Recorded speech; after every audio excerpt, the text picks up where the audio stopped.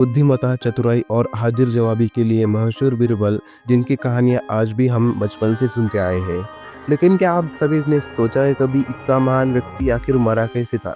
क्या बीरबल की मौत स्वाभाविक थी या इसके पीछे छिपा था कोई प्रचंड? आज हम जानेंगे अकबर के दरबार के सबसे अनमोल हीरे की आखिरी यात्रा की सच्चाई।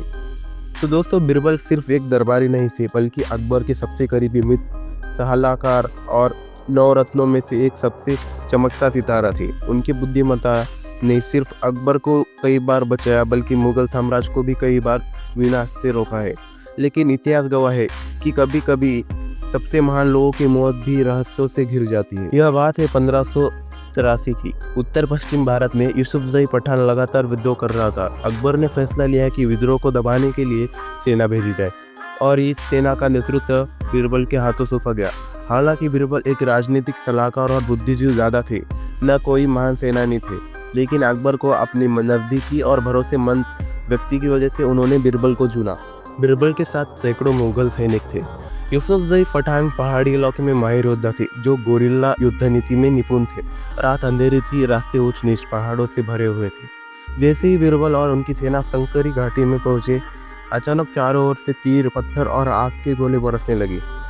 घाटी इतनी तंग थी कि सैनिक न तो भाग पाए, न ही ठीक से लड़ पाए। बीरबल बीच में फंस गए और मुगल सेना को बहुत भारी हार का सामना करना पड़ा। इतिहासकार लिखते हैं कि इस युद्ध में 8000 से भी ज़्यादा मुगल सैनिक मारे गए और उसी खून खराबे में बीरबल ने अपनी जान गंवा दी। जैसे ही बीरबल की मौत की खबर आगरा पहुंची, अकबर का दिल टूट गया। कहते हैं कि अकबर कई दिनों तक किसी से नहीं मिले, न कोई काम किया। इतिहासकार अबुल फजल लिखते हैं कि बीरबल की मौत अकबर के जीवन का सबसे बड़ा व्यक्तिगत दुख था। यह वही अकबर था जिसने अपना आधा साम्राज्य खो दिया था, अगर बीरबल जैसे बुद्धिमान सलाहकार उनके साथ न होते। लेकिन दोस्तों, यहाँ एक सवाल उठता है, आखिरकार बीरबल को युद्ध में क्यों भेजा गया, जबकि वो कभी सेनापति नहीं रहे थे? कुछ इतिहासकार मानते हैं कि दरबार में बीरबल के बढ़ते प्रभाव से कई लोग जलते थे। उनकी लोकप्रियता और अकबर से नज़दीकी दूसरे दरबारियों को चुभती थी। शायद इसी जलन और साजिश से उन्हें ऐसी जगह भेजा जहाँ से लौटना लगभग नामुमकिन था। सच्चाई क्या थी, यह आज भी एक रहस्य है। बीरबल की मौत ने अकबर के दरबार ने सिर्फ एक बुद्धिमत्ता मंत्री नहीं छीन लिया, बल्कि उस दोस्ती का अंत भी कर दिया था जिसे लोग आज भी मिसाल मानते। सोचिए, वो इंसान जिसने अपनी चतुराई से सबको हंसाया, मुश्किलों को आसान किया, वही इंसान पहाड़ों की अंधेरी घाटियों में गुमनामी की मौत मर गया।